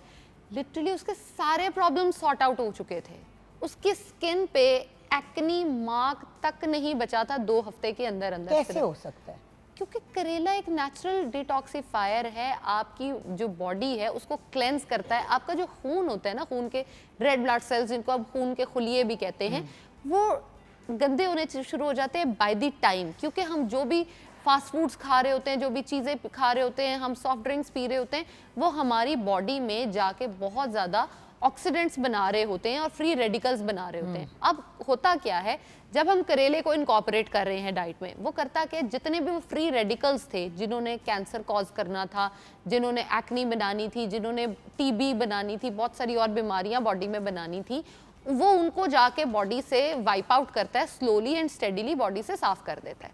बॉडी नीट हो गई, क्लीन हो गई, आप उन सारी बीमारियों से, प्रिवेंटिव मेजर है ये आपका, आप उससे बच सकते हो। अब आपको अगर डायबिटीज़ है, आप शुगर का कंटेंट नहीं छोड़ते, बहुत सारे मैंने शुगर पेशेंट्स देखे हैं, जब हम उनको मना करते हैं कि जी आपने ये शुगर नहीं खानी तो है, वो चीनी नहीं डबल खानी, खाते हैं। क्योंकि देखो एक बात आप लोगों को भी as nutritionist and dietitian Yes. समझनी पड़ेगी ज़ैनब, कि देखो बच्चे आप मुझे कहेंगे ना हाथी के बारे में ना सोचो, हाँ जी। तो मेरे दिमाग में हाथी ही आएगा। True. अगर आप मुझे कहेंगी चीनी नहीं खानी, तो मेरा दिमाग ये चीखेगा बार बार सबकॉन्शियसली या अनकॉन्शियसली, चीनी खाओ चीनी खाओ चीनी खाओ चीनी खाओ चीनी खाओ। तो ये तो बेसिक नफ्सियात है। अब मेरे पास कोई भी पेशेंट आके ये कहता है ना कि जी मैं डायबिटिक हूँ लेकिन मैं चाय में चीनी नहीं छोड़ सकता, मैं उसको कहती हूँ ओके फाइन, आप मत छोड़ो। जैसे ही मैं ये बात कहती हूँ, उनके फेस पे एक जो स्माइल होती है ना, वो बहुत एक प्राइसलेस होती है। लेकिन मैं उसके साथ एक बात ज़रूर करती हूँ, मैं उससे पूछती हूँ आप दिन में कितने कप चाय पीते हो। फॉर एग्जाम्पल उसने मुझे कहा 4 कप चाय मैं पीता हूँ दिन में। कितने चम्मच चीनी हर चाय के कप में जाती है? वो मुझे कहते हैं कि जी 1.5 चम्मच या 1 चम्मच चाय मैं चीनी के पीता हूँ। मैं उससे सिर्फ एक रिक्वेस्ट करती हूँ कि आपने 1 वीक जो भी आपने अपने चाय का कप पीना है ना, आप 1.5 चम्मच अगर पीते हो तो आप 1 चम्मच लाइक 1.25 चम्मच कर लो, 1 चम्मच और थोड़ी सी ऊपर ले लो। आहिस्ता आहिस्ता आप उसको 1 चम्मच पे लेकर आओ। विद इन 2 to 3 मंथ्स हम उस बंदे को, उस पेशेंट को 1.5 चम्मच से तकरीबन आधी चम्मच चाय की चीनी पे ले आते हैं। आहिस्ता आहिस्ता जब आप छोड़ते हो, आपका ना तो टेस्ट खराब होता है और ना ही आपको वो प्रॉब्लम्स आती हैं। लेकिन जान आप छोड़ने की बात करिए, मैं तो बात कर रही हूँ चीज़ों को अडॉप्ट करने की। हाँ जी। जैसे कि करेला, आपने करेले की भी बात की, कद्दू, बैंगन, पालक। मसला ये है कि हम ये खा भी अगर लेते हैं तो इनको इतना पका लेते हैं। दूसरी बात, हमारे यहाँ स्टेटस सिंबल है गोश्त खाना। अब मजे की एक बात है, सब्जी अगर टेबल पर बड़ी हो और दाल हाँ और जी। खाने के लिए कोई गोश्त मीट की चीज ना हो, गेस्ट भी घर पे आए हुए, तो लोग कहते हैं ला जी सब्जी दाल खा के साथ गरीब है। खा दिया, हालात नहीं ठीक।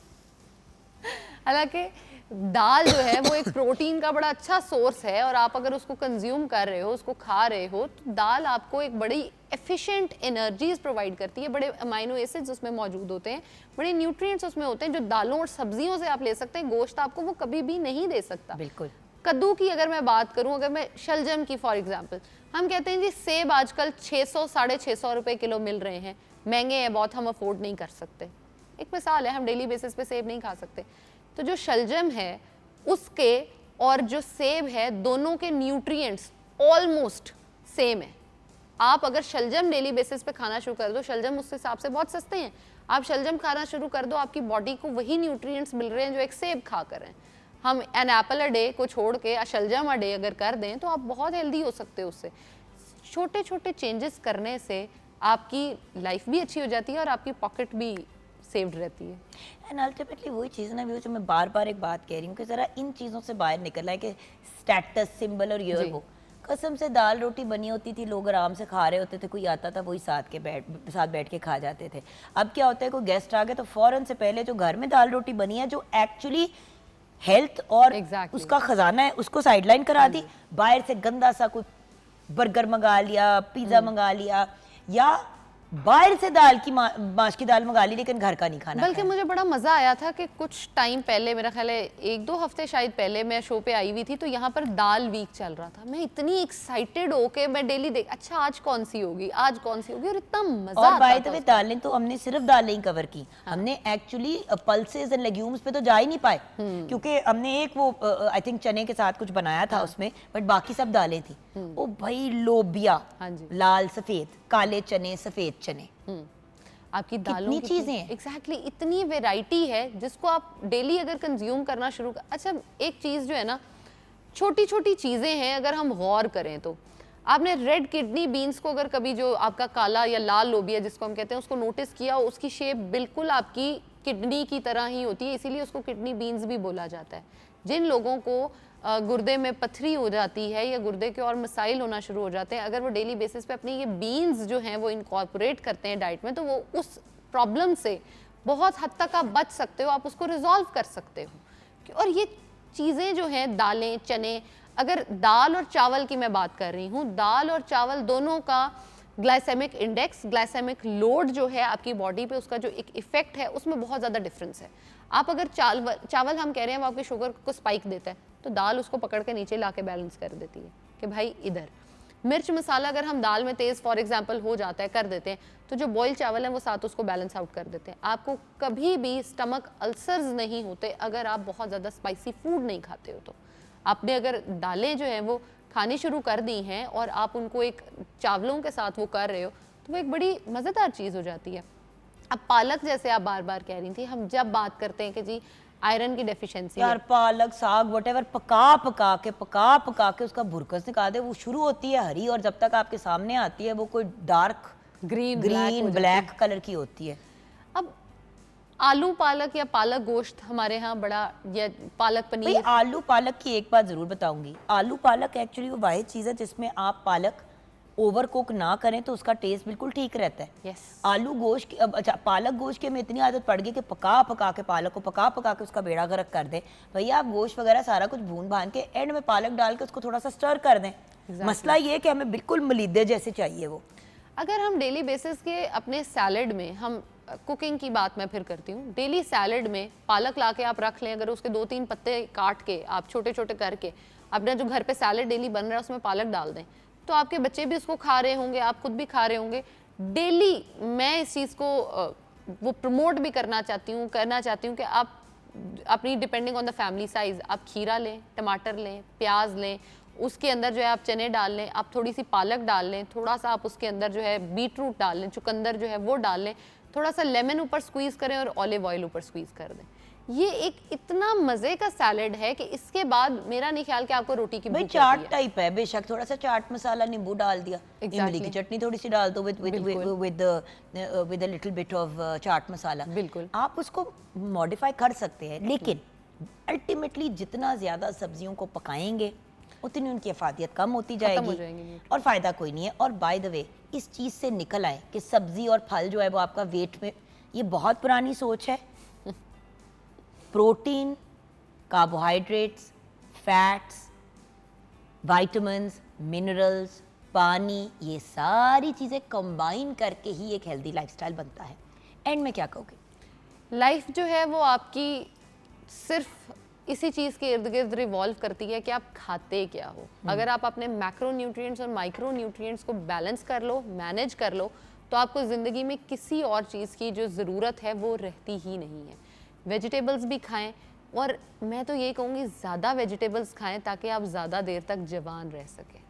आप जो भी गोश्त खा रहे हो, फॉर एग्जांपल आपको नहीं पता कि उस गोश्त में अल्लाह माफ़ करे कोई बीमारी तो नहीं थी, लेकिन जो आपकी सब्जियां हैं वो एज सच आपको कोई ट्रांसमिट बीमारी नहीं करती। इसलिए सब्जियों को ज़्यादा से ज़्यादा इनकॉर्पोरेट करें और कच्ची खाने की कोशिश करें। Awesome, thank you so much Zainab, You're welcome. Bless you, खुश रहें, आबाद रहें। Thank you. व्यूअर्स, हम जाएंगे ब्रेक की तरफ। ब्रेक के बाद जब हम वापस आएंगे तो हम अपनी कॉन्वर्सेशन को थोड़ा सा डाइवर्ट करेंगे। एंड एज़ यू नो, हमारी कोशिश होती है कि आजकल स्पेशली हम, क्योंकि रबीउल अव्वल का बाबरकत महीना चल रहा है, तो आज हम बात करेंगे आप सल्लल्लाहु अलैहि वसल्लम, हमारे प्यारे नबी की मदनी ज़िंदगी की। और इस गुफ्तगू का आगाज़ होगा कलाम सुन के। आप हमारे साथ रहिएगा।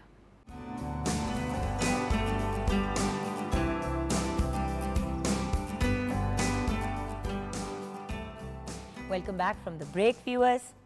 ब्रेक के बाद जैसे कि आप जानते हैं, रबीउल अव्वल का बाबरकत महीना जारी है और आज दो हमारे बहुत ही प्यारे भाई, बल्कि दोनों ही मेरे असातिज़ा, one senior one junior, but क्या बात है कि आज बड़े भाई छोटे भाई दोनों ही मेरे पास सेट पे मौजूद हैं। आज हम बात करेंगे सूरह पाक सल्लल्लाहु अलैहि वसल्लम की मदनी ज़िंदगी के बारे में। तो आइए मिलते हैं उन ब्रिलियंट पर्सनैलिटीज़ से जो हमारे असातिज़ा भी हैं और बहुत ही प्यारे भले लोग हैं। सबसे पहले मिलेंगे डॉक्टर अली वक़ार कादरी से, जो ख़ुद एक बेहतरीन एंकर पर्सन हैं, राइटर हैं, इस्लामिक स्कॉलर हैं।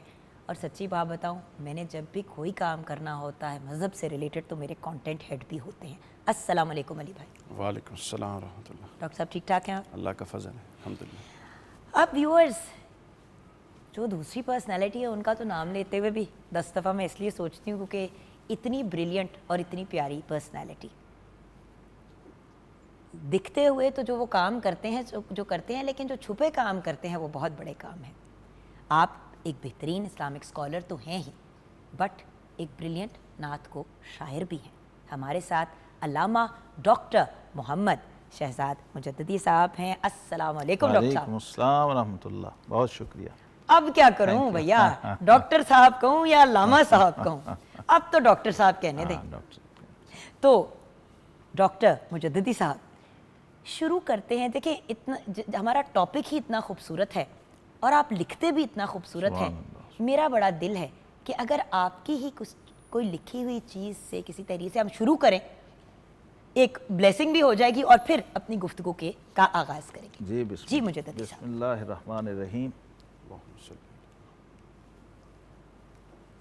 गालिब का शेर मुझे याद आ रहा है कि ज़बां पे बारे खुदाया ये किसका नाम आया, ज़बां पे बारे खुदाया ये किसका नाम आया, कि मेरे नुत्क ने बोसे मेरी ज़बां के लिए। सुभान। मैं उसी ज़ात पाक नबी रहमत इमामुल अंबिया वल मुरसलीन सल्लल्लाहु ताला अलैहि वसल्लम के हुज़ूर हदिया नात चंद अशार अर्ज़ कर देता हूँ कि खुला तहज़ीब का दर आदमियत को सुरूर आया, खुला तहज़ीब का दर आदमियत को सुरूर आया, हुजूर आए तो इंसानों को जीने का शऊर आया। बेशक। और चूँकि आमद से मुतल्लक है तो रऊफ़ आया, रहीम आया, करीम आया, सबूर आया। ये सब आपकी अस्माए गिरामी। रऊफ़ आया, रहीम आया, करीम आया, सबूर आया, गुनाहगारों का हामी शाफ़ए यौमिन नुशूर आया। और दिया जिसने सबक नज़्मो नसक का हर ज़माने को, दिया जिसने सबक नज़्मो नसक का हर ज़माने को, निराली शान से वो साहिब खैरुल उमूर आया। बेशक। और डॉक्टर साहब ये शेर देखिए, न ठहरी है न ठहरेगी मुकाबिल तीरगी कोई, वाह। न ठहरी है न ठहरेगी मुकाबिल तीरगी कोई, कबा अनवार की ओढ़े कसीमे गंजे नूर आया। वाह, क्या खूब कहा। और हुई जब आमदे हक मिट गया बातिल ज़माने से, हुई जब आमद हक मिट गया बातिल ज़माने से, जहाने कुफ्र व जुल्मत में सदाकत का ज़हूर आया। और तजल्ली जब पड़ी सरकार के नक्शे कफ़े पाकी, तजल्ली जब पड़ी सरकार के नक्शे कफ़े पाकी, ओहद भी झूम कर मस्ती में मिसले कोहे तूर आया। वाह। और फतूहुल गैब का दर खुल गया अहले मुआरिफ पर, फतूहुल गैब का दर खुल गया अहले मुआरिफ पर, लिए खैरुल बशर जब नुस्खे शरहुस सुदूर आया। मेरे सरकार गर शहजाद मुझको याद फरमाएं, मेरे सरकार गर शहजाद मुझको याद फरमाएं, तो मैं कहता हुआ दौड़ूं हुजूर आया, हुजूर आया। तो मैं कहता हुआ दौड़ूं हुजूर आया, हुजूर आया। खुला तहजीब का दर आदमीयत को सुरूर आया, हुजूर आए तो इंसानों को जीने का शऊर आया। सुभान अल्लाह, सुभान अल्लाह, जज़ाकल्लाह। भैया दिल खुश हो गया। ये हुस्न इत्तिफाक है कि आमद से मुतल्लक एक तो आमद और ये दुनिया में बिल्कुल है और अभी एक अभी मदीना में। अभी भी ये फ्रेश है। ताज़ा फ्रेश ताज़ा मदीना। ताज़ा ब्रश अभी अभी आपने लिखा। माशाल्लाह माशाल्लाह। चले फिर आज की गुफ्तगू का अब आगाज करेंगे। जी, बिस्मिल्लाह। राइट आगाज करेंगे। तो अली भाई आपकी तरफ ज़रा 2 मिनट हम ब्रीदर देते रहते हैं भैया को, अभी उन्होंने इतना लंबा लगातार बोला है। जब नबी अकरम सल्लल्लाहु अलैहि वसल्लम हिजरत करके मदीना आए तो सहाबा कराम ने आपका कैसे इस्तकबाल किया और बिस्मिल्लाहिर्रहमानिर्रहीम। मदीना में आपका जनरली इस्तकबाल कैसे किया गया? बिस्मिल्लाहिर्रहमानिर्रहीम। इस सवाल के अंदर 2 पहलू पोशीदा हैं। एक पहलू तो हज़ूर नबी अकरम सल्लल्लाहु अलैहि वसल्लम की उस जिद्दोजहद से मुताल्लिक़ है जो मक्का में करके आप तशरीफ़ ला रहे थे।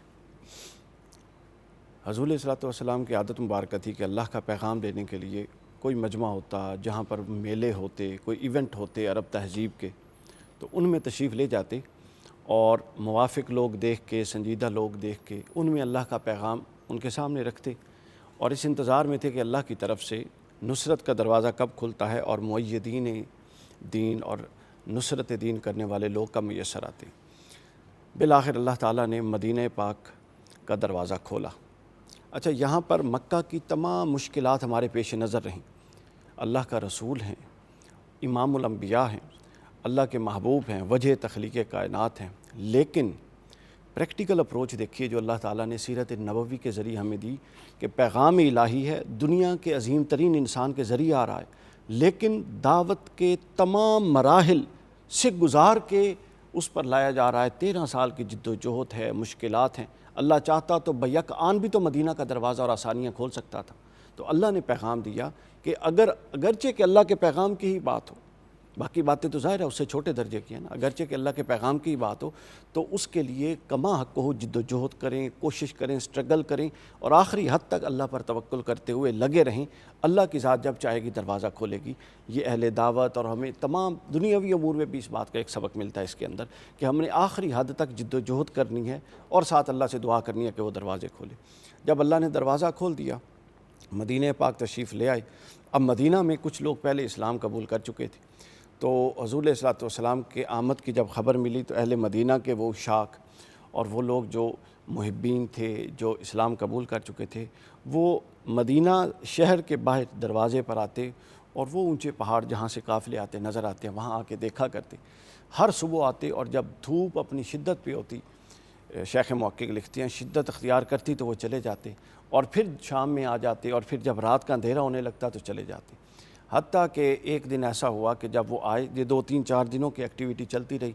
एक दिन ऐसा हुआ कि हज़ूर अलैहिस्सलातु वस्सलाम तशरीफ़ लाए, चूँकि गारे सौर से निकले थे 1 या 2 रबीउल अव्वल को और तशरीफ़ लाए 12 रबीउल अव्वल को। तो जब तशरीफ़ लाए तो फिर आगे मदीना के एक कबीला था बनु नज्जार, उसकी बच्चियों ने दफ़ के साथ गीत गाते हुए हज़ूर के इस्तकबाल किया और फरमाया, अर्ज़ की हज़ूर की खिदमत में कि हम पर आज वो चाँद चमके तालाल बदरो अलैना मिन सनियतिल वदा। आगे फिर वो पूरा जी।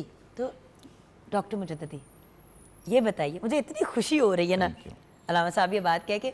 एक तो होता है ना कि जनरली जब किसी का टाइटल स्टैचर चेंज होता है तो इंसान खुश भी होता है, थोड़ा रश भी करता है कि काश हम भी किसी दिन, बट जब फैमिली या अपना भाई अलामा के साथ जब डॉक्टर ऐड हो जाता है तो you have to forgive me. आज मेरी खुशी का आलम कुछ और है क्योंकि मुझे पहली दफ़ा ऑन एयर कहने का प्रॉपरली मौका मिल रहा है। जी, तो डॉक्टर साहब इसी बात को आगे बढ़ाते हुए इस्तकबाल आपका कैसे किया गया? ये जो मंज़र है ना, अल्लाह अकबर, चश्मे फ़लक ने ऐसा मंज़र न पहले कभी देखा है और ना क़यामत तक देखी। मैं समझता हूँ ये कायनात का सबसे कीमती यूनिक तरीन लम्हा है और समझ लें ट्रेंड सेटर वो घड़ियाँ थीं, और सातें थीं पूरी नस्ल इंसानी के लिए। पूरा यूनिवर्सल ट्रेंड चेंज हो रहा था। एक तो इस एतबार से, दूसरा इस्लामी जो हमारा हिजरी कैलेंडर है उसकी बुनियाद यही हिजरत है। ये नबी रहमत सल्लल्लाहु अलैहि वसल्लम का सन 1 हिजरी जब सीरत निगार लिखते हैं तो वो कहते हैं सन 1 हिजरी। पहला साल रसूलुल्लाह सल्लल्लाहु अलैहि वसल्लम की मक्का से मदीना हिजरत का होना जो है ये इतना अहम था कि इस्लामी जो निज़ाम तकवीम और कैलेंडर है हमारा टाइम, वो सारा इसके मुताबिक टाइम फ्रेम सेट किया गया। इतना इम्पोर्टेंट था ये। इसमें क्या क्या छुपा है इतने मुख्तसर वक्त में हम बिल्कुल इस पोजीशन में नहीं हैं कि उसकी जुज़ियात पे जाके बात कर सकें। इंतज़ार था, पहले से मालूम था कि अल्लाह के हबीब अलैहिस्सलाम रहमतुल लिल आलमीन मदीना मुनव्वरा, हालांकि मक्का जो है वो आपका आबाई शहर और इलाका है, ख़ानदान है, कौम कबीला है, और आपको पता है जहाँ किसी की पैदाइश हुई हो उस ज़मीन से और हो भी वो मक्का, होली सिटी हो, तो खाना काबा वाला शहर हो, और इब्राहीम अलैहिस्सलाम यानी कोई 2,500-3,000 साल तारीख़ बनती है। ऐसी गहरी और ऐसी शाखें जो जड़ें ज़मीन के अंदर हों बंदे की, तो वहाँ से फिर निकलना, इसमें हिजरत आई है, गारे सौर है, ला तहज़न इन्नल्लाह माना की बशारत है, 3 दिन का स्टे है, और उधर इंतज़ार है, ख़बरें हैं कि रसूलुल्लाह सल्लल्लाहु अलैहि वसल्लम तशरीफ़ ला रहे हैं। इंतज़ार की भी उसमें कैफियत हैं, वो शिद्दत बढ़ती जा रही थी। और नबी रहमत सल्लल्लाहु अलैहि वसल्लम ने कुछ दिन मदीना से बाहर क़याम फरमाया था, यानी अनाउंसमेंट हो चुकी थी, ऐलान लोगों को मालूम था कि रसूलुल्लाह सल्लल्लाहु अलैहि वसल्लम तशरीफ़ ले। वहाँ का आलम क्या था, मंजर किताबों में है, छोटे बच्चे भी गलियों में निकल के कह रहे थे जा रसूलुल्लाह, माशाल्लाह, वजा मोहम्मद बशीरन नज़ीरा वसल्लु अलैहि कसीरन कसीरा, और पर्दादार बीबियाँ वो भी घरों से बाहर आके देख रही। सैयदना अनस बिन मालिक रज़ी अल्लाह अन्हु, ये उस वक्त गालिबन 10 साल के थे, तो वो कहते हैं कि रसूलुल्लाह सल्लल्लाहु अलैहि वसल्लम की आमद से हमें यूँ लगा कि मदीना के दरो दीवार भी चमक उठे हैं और फ़ज़ा भी रोशन हो गई है। तो बच्चियों ने, ये वहीं से रिवायत बनी है, छोटी बच्चियों ने बनु नज्जार की दफ़ के साथ इस्तकबाल कर रही हैं और पढ़ रही हैं तला अल बद्रु अलैना मिन सनियातिल वदाई वजब शुक्र अलैना मादा लिल्लाहि दाई, कि कायनात का सबसे बड़ा मुबल्लिग आज़म और अल्लाह की तरफ से मुकर्रर दाइयन इलल्लाह बिइज़्निही व सिराजम मुनीरा, वो आज मदीना को, हमारे शहर को रोशन करने और चमकाने के लिए आ गया है। तो नबी करीम अलैहिस्सलातु वस्सलाम ऊँटनी पर सवार हुए, सैयदना अबू बकर सिद्दीक़ रज़ी अल्लाह अन्हु को अपने पीछे सवार किया, रदीफ़ बनाया और मदीना पाक के अंदर एंट्री हुई। ये ऐसा मंज़र है, यकीन कीजिए कि मेरे पास अल्फाज नहीं हैं कि मैं इसका, दिल जो चाहता है अगर चाहूँ तो नक्शा खींच कर अल्फाज में रख दूँ। इकबाल ने कहा मगर तेरे तख़य्युल से फ़ज़ूं तर है वो नज़ारा, ऐसी अजीब वो कैफियत है। चारों तरफ आप पहले तो नज़र दौड़ाइए, बच्चियाँ अलग इस्तकबाल कर रही हैं तराने, ख़वातीन बालकोनियों में अपने और बाला खानों में खड़ी हैं, मर्द हजरात जो हैं मुख्तलिफ़ कबाइल। अब इसमें हर कोई जहन में पता क्या लेके बैठा हुआ है कि मेरा रिश्ता क्या बनता है रसूलुल्लाह सल्लल्लाहु अलैहि वसल्लम। सुभान अल्लाह। ननियाली रिश्ते आपके भी, आपके वालिद के भी ससुराली रिश्ते और आपके दादा के भी, यानी 3 नस्लों के रिश्तेदारियाँ थी यहाँ पर। अब वो सोच रहे हैं कि जब मैं दावत दूंगा तो मैं अपना ये रेफरेंस दूंगा कि हुजूर हम रिश्ते में आपके मामू लगते हैं, हम आपके मामू के बेटे लगते हैं, हम उस कबीले के साथ ताल्लुक़ रखते हैं। हर कोई अपने अपने रेफरेंस और हवाले दे रहा था, और कस्वा ऊँटनी पर अल्लाह के हबीब अलैहिस्सलाम सवार थे। अब मंज़र देखिए क्या है, हर कोई चाह रहा है कि हम दावत दें। अभी ज़ाहिर है आपका तो कोई अपना घर वहाँ मौजूद नहीं है कि आप सीधा उसमें चले जाएं, ना पहले से कोई क़यामगाह मुकर्रर तय है कि जनाब वहाँ जाना है, कुछ भी नहीं है, बस तशरीफ़ लाए हैं। अभी अबू अय्यूब अंसारी रज़ी अल्लाह अन्हु उनमें हैं जिन्हें मेज़बान रसूल कहा जाता है। ये भी मुंतज़िर थे, ये भी मुतमन्नी थे कि काश अल्लाह के हबीब अलैहिस्सलाम की आमद जो है वो हमारे घर बार को जगमगा दे। लोग अपने अपने हवाले लेके खड़े हैं, बड़े बड़े सरदार कबीलों के, और कह रहे हैं कि या रसूलुल्लाह सल्लल्लाहु अलैहि वसल्लम मैं फ़लाँ हूँ, आपकी वालिदा से मेरा ये रिश्ता है, आपके वालिद से ये, आपके दादा से ये। माशाल्लाह। आप सल्लल्लाहु अलैहि वसल्लम एक जुमला फरमा, ऊँटनी मुबारक जो है उसकी जो लगाम है वो भी उसके ऊपर डाली हुई, वो भी आपने नहीं पकड़ी हुई कि मैं चला के इसे लेके जा रहा हूँ, ये भी मंजर है। तो आप सल्लल्लाहु अलैहि वसल्लम एक जुमला हर आने वाले को बड़े प्यार और मोहब्बत से फरमा रहे हैं कि भाई इस ऊँटनी का आप रास्ता छोड़ दीजिए, फ़इन्नहा मामूरतुम मिनल्लाह। वाह। फरमाया आज मुझे भी नहीं पता मैंने कहाँ जाना है, इस ऊँटनी को पता है, ये अल्लाह की तरफ से मामूर है, जहाँ अल्लाह इसे कहेगा ये वहाँ जाके रुकेगी और हमारा क़याम भी वहीं होगा। और वो ऊँटनी जाके खुशकिस्मती से हज़रत अबू अय्यूब अंसारी रज़ी अल्लाह अन्हु के घर के आगे जाके बैठ गई सुभान और वहाँ फिर क़याम फरमाया। वहाँ पे क़याम फरमाया। यहाँ पे व्यूअर्स हम ब्रेक की तरफ बढ़ेंगे। ब्रेक में बढ़ने से पहले किचन में एक नज़र डाल देते हैं, क्योंकि आई थिंक शेफ़ तैयबा ने सब चीज़ें तैयार भी कर दी हैं। बैंग बैंग चिकन जो है वो बिल्कुल तैयार है और इसको आप सॉस के साथ भी सर्व कर सकते हैं। आपने अगर एज अ मेन कोर्स लेना है तो फिर आप राइस कोई भी जो भी आपको पसंद है आप उसके साथ भी सर्व करके खा सकते हैं।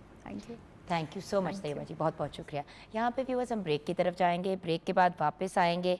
हमारे मुल्क के बल्कि इंटरनेशनली रनाउंड बहुत ही मारूफ नात ख्वां हमारे साथ होंगे। आज नाम भी रिपीट हो रहा है बार बार, नाम ही ऐसा इतना खूबसूरत है, शहजाद हनीफ मदनी। एक हमारे प्यारे भाई शहजाद यहाँ और एक भाई हमें ज्वाइन करेंगे ब्रेक के बाद। उनसे हम नाते रसूल मकबूल सल्लल्लाहु अलैहि वसल्लम भी सुनेंगे एंड देन ऑफ कोर्स गुफ्तगू का सिलसिला भी जारी रहेगा। आप हमारे साथ रहिएगा।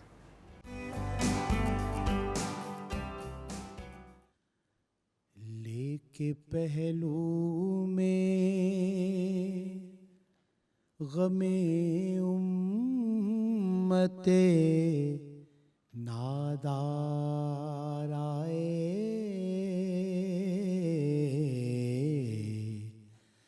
लेके पहलू में गमे उम्मते नादार आए। उम्मती उम्मती कहते हुए सरकार आए, लेके पहलू खुल गए महफिले कौनैन पे कौनैन के राज। खुल गए महफिले कौनैन पे कौनैन के राज। महरमे राज नेहा वाकिफ़े इसरार आए,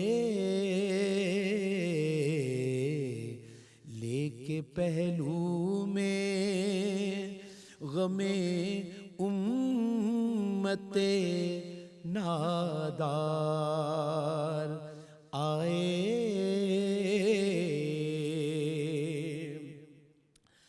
सुन के सरकारे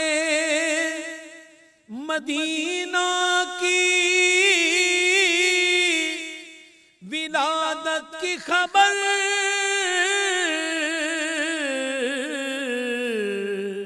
सुन के सरकारे मदीना की विलादत की खबर,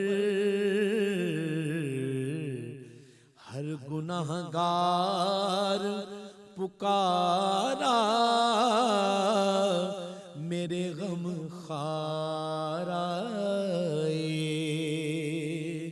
हर गुनाहगार पुकारा मेरे गम खारा। लेके पहलू में फर्श वालों के मुकद्दर का सितारा चमका,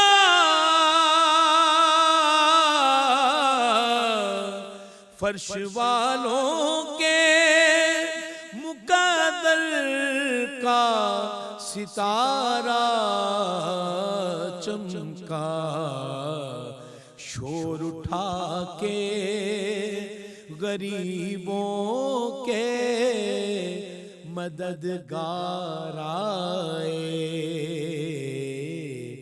लेके पहलू में गमे उम्मते नादार आए। फिर किसे मांगने का होश रहे ए आदम, फिर किसे मांगने का होश रहे आज़म, बांटने वाला अगर खुद सरे बाजार आए, बांटने वाला अगर खुद सरे बाजार आए, लेके पहलू में गमे उम्मते नादार आए। उम्मती उम्मती कहते हुए सरकार आए।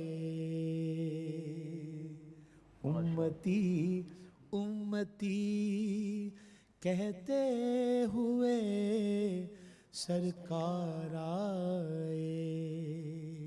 बेशक बेशक, सुभान अल्लाह सुभान अल्लाह, जज़ाकल्लाह। प्यारे शहजाद भाई कैसे हैं आप? अल्हम्दुलिल्लाह अल्हम्दुलिल्लाह। आप तो बहुत अच्छे हैं, जैसे आपने आगाज़ किया अपनी एंट्री का, माशाल्लाह माशाल्लाह। और ऑफ कोर्स व्यूअर्स, जैसे कि आप जानते हैं हमारे साथ डॉक्टर अल्लामा डॉक्टर मोहम्मद शहजाद मुजद्दिदी साहब हैं एंड डॉक्टर अली वक़ार कादरी। अली भाई, रियासत मदीना एंड कॉन्सेप्ट बिहाइंड रियासत मदीना है क्या, ये आप दोनों से हम जानना चाहेंगे। जी अली भाई। बिस्मिल्लाहिर्रहमानिर्रहीम। हज़ूर नबी अकरम सल्लल्लाहु अलैहि वसल्लम जब मदीने पाक में तशरीफ़ लेकर आ गए, इस्तकबाल हो गया, क़याम हो गया, उसके बाद आपने एक मुख्तसर सा ख़िताब फरमाया। वो ख़िताब मैं समझता हूँ कि रियासत मदीना की बुनियादें उसी में हैं और आपने उसमें वो चार्टर जो मदीना में नाफिज करना था वो बयान फरमा दिया। खुतबा हिज्जतुल विदा बड़ा मारूफ़ है, फ़तह मक्का का मारूफ़ है, ये ज़्यादा मारूफ़ नहीं है, लेकिन आपने मदीना तशरीफ़ ला के ख़िताब फरमाया और उसमें मदीना का चार्टर पूरा बयान कर दिया, बड़ा इख्तसार के साथ है। सबसे पहले आपने फरमाया, हज़रत अब्दुल्ला बिन सलाम रज़ी अल्लाह तआला अन्हु बयान करते हैं, हज़ूर ने फरमाया कि अफ़शुस्सलाम।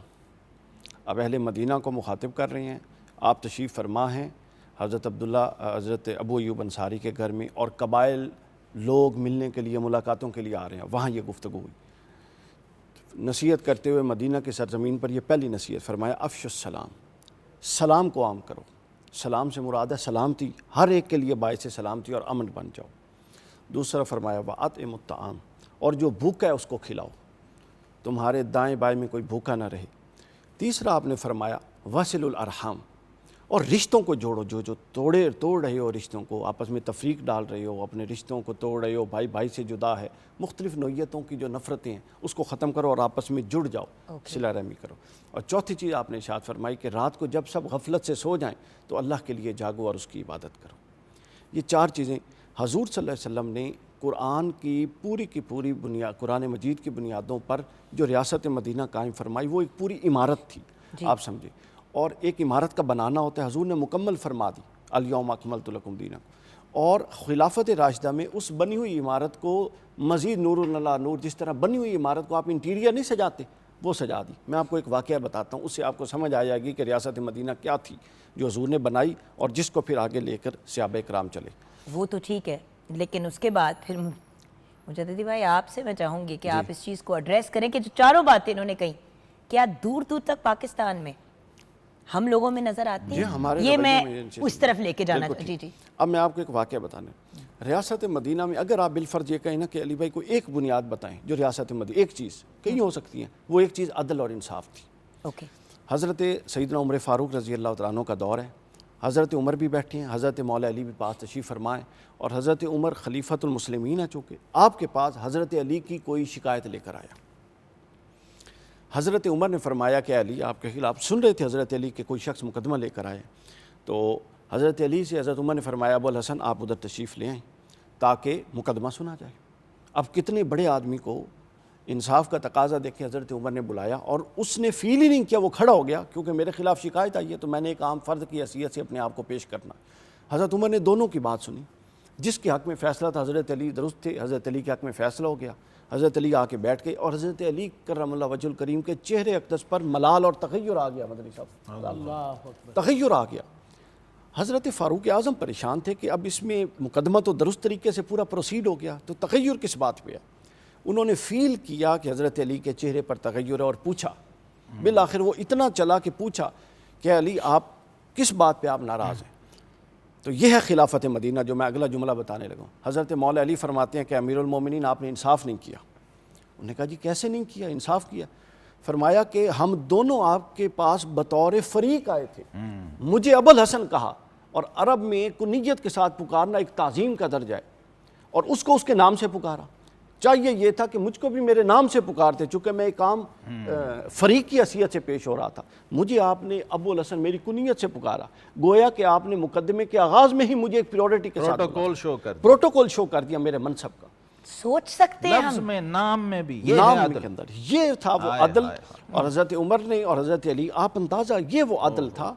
कितने बड़े लोग हैं, और देखें कि वो ख़ुद को क्या अपने अपने कानून के अपने आप को ताबे कैसे समझते हैं, कुरान सुन्नत के ताबे कैसे समझते हैं। ये वो बुनियादें थीं जो 1900 किसी न किसी सूरत में 1920-21 तक, यानी आप देखें कितने 100 साल 1300 साल उन बुनियादों के असरात चलते रहे।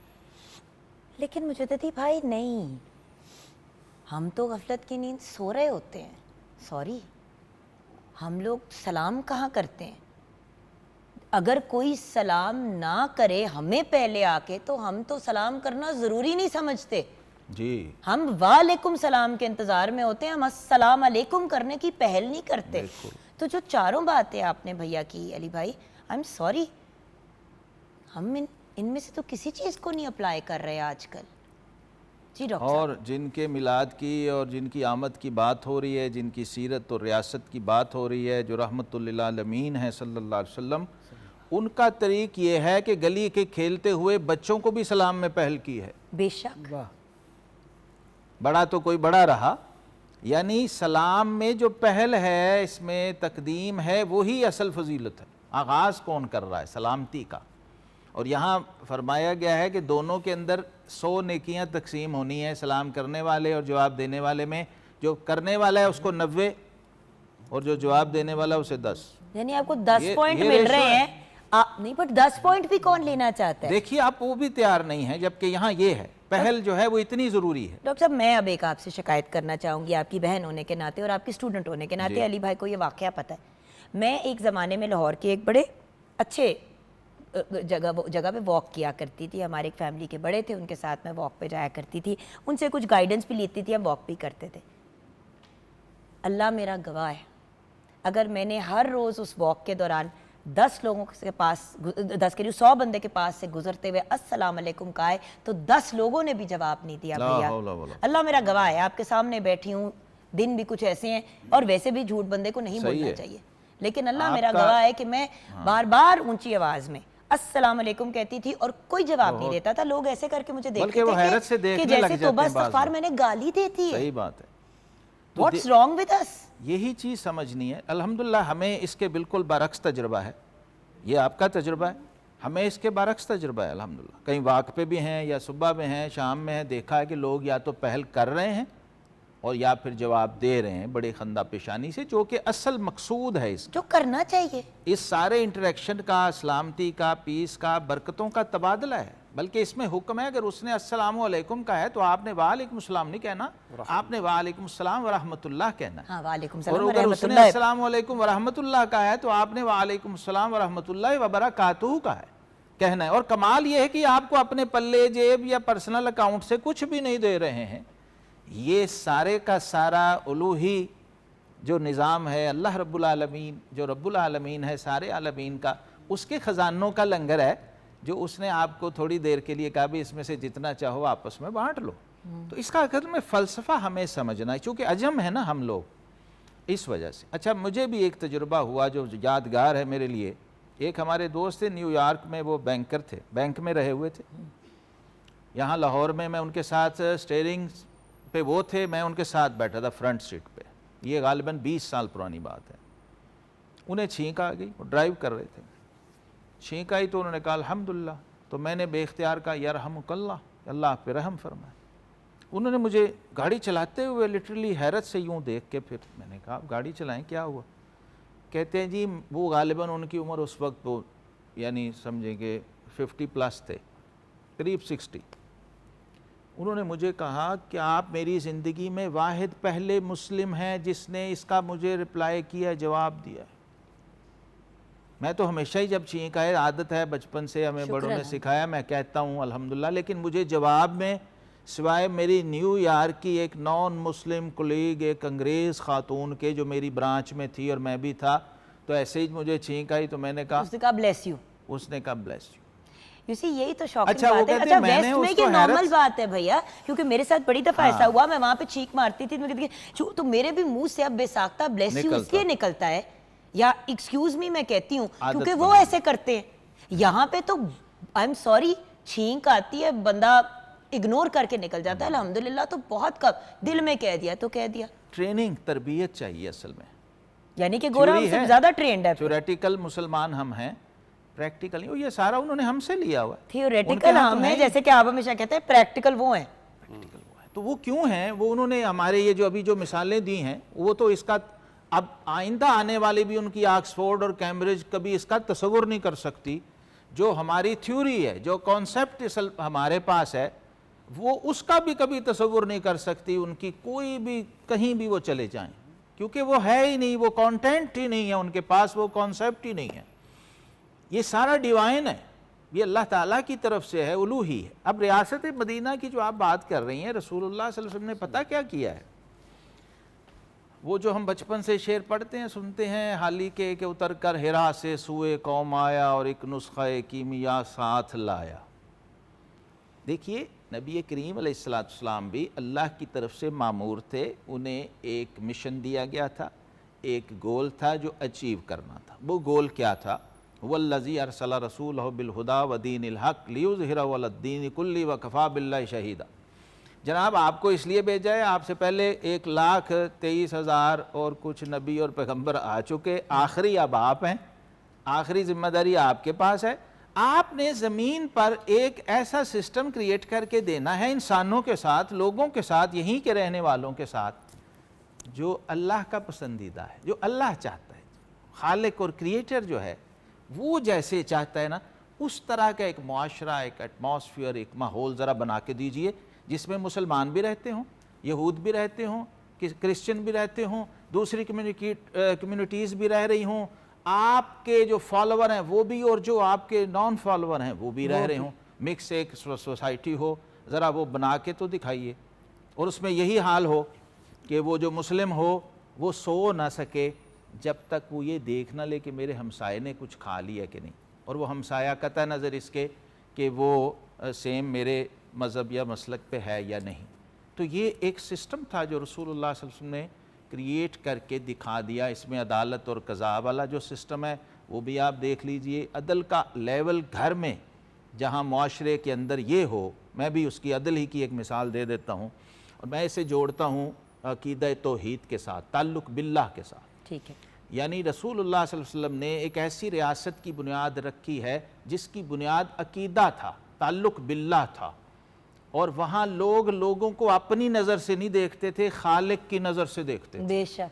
इसलिए कि रसूलुल्लाह सल्लल्लाहु अलैहि वसल्लम ने ये फरमाया था कि अल खल्क़ु अयालुल्लाह, सारी मखलूक ये अल्लाह की फ़ैमिली और कुंबा है, और हब्बुहुम इलल्लाह मन अनफ़हुम लि अयाली, अल्लाह को सबसे प्यारा वो है जो उसकी फ़ैमिली, उसके कुंबे का ज़्यादा खैर खा और उसको नफ़ा। अब उस कुंबे में बिल्ली भी है, उसमें बकरी भी है, उसमें मुर्गी भी है, चरिंद परिंद सारी दरख्त मखलूक उस फैमिली में।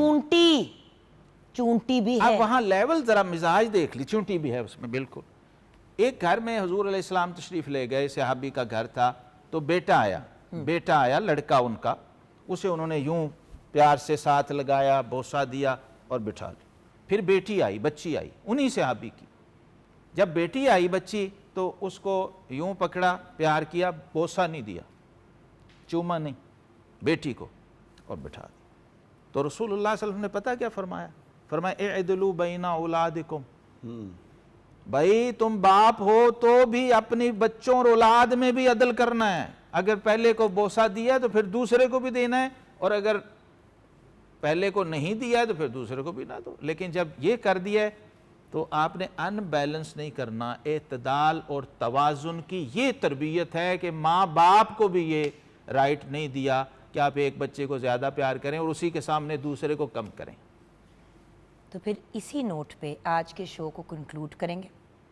सबसे पहले तो आप लोगों का बहुत बहुत शुक्रिया, हमारे असातिज़ा का, प्यारे भाइयों का, और ऑफ कोर्स कलाम सुनते हुए मदनी भाई शो को क्लोज़ करेंगे, लेकिन सिर्फ इस नोट के साथ कि एक दफ़ा एक लम्हे के लिए मौका मिले तो अपने गिरबान में झांकिएगा। क्या आप अपने घर का और जो भी आपका काम का निज़ाम है, जो आपके इर्द गिर्द की चीज़ें हैं, क्या आप उनमें अदल व इंसाफ कर रहे हैं? क्या मयाना रवि यानी कि बैलेंस के साथ ज़िंदगी को आगे लेके चल रहे हैं, या बेहंगम अंदाज में, जिस तरह हम कहते हैं ना, मिसगाइडेड मिसाइल की तरह निकले हुए हैं, ना अपना कोई फ़ायदा कर रहे हैं ना ही और किसी का, उल्टा अपना भी नुकसान और इर्द गिर्द वालों का भी। इस पे अपने शो को क्लोज़ करेंगे। हमें दुआओं में ज़रूर याद रखिएगा व्यूअर्स। जी मदनी भाई। कौनैन के सुल्तान की तरफ देख रहा हूँ, कौनैन के सुल्तान की तरफ देख रहा हूँ, अल्लाह के एहसान की तरफ देख रहा हूँ, अल्लाह के एहसान की तरफ देख रहा हूँ, कौनैन के सुल्तान की तरफ देख रहा हूँ। तैबा के गुलिस्तान की तरफ देख रहा हूँ, या रोज़ाए रिज़वान की तरफ देख रहा हूँ, अल्लाह के एहसान की तरफ देख रहा हूँ, सरकार के चेहरे के खदो खाल है या फिर मैं मुसहफ़े यज़दान की तरफ देख रहा हूँ, मैं मुसहफ़े यज़दान की तरफ देख रहा हूँ, अल्लाह के एहसान की तरफ देख रहा हूँ। शेर सुनिएगा। आँखों में फिरा जाता है मेराज का मंज़र, मैं अर्श के मेहमान की तरफ देख रहा हूँ। मैं अर्श के मेहमान की तरफ देख रहा हूँ। मैं अर्श के मेहमान की तरफ देख रहा हूँ। शहादात यही कसरे शहे अर्ज़ो समा है। दर को कभी दरबार की तरफ देख रहा हूँ। दर को कभी दरबार की तरफ देख रहा हूँ। अल्लाह के एहसान की तरफ देख रहा हूँ।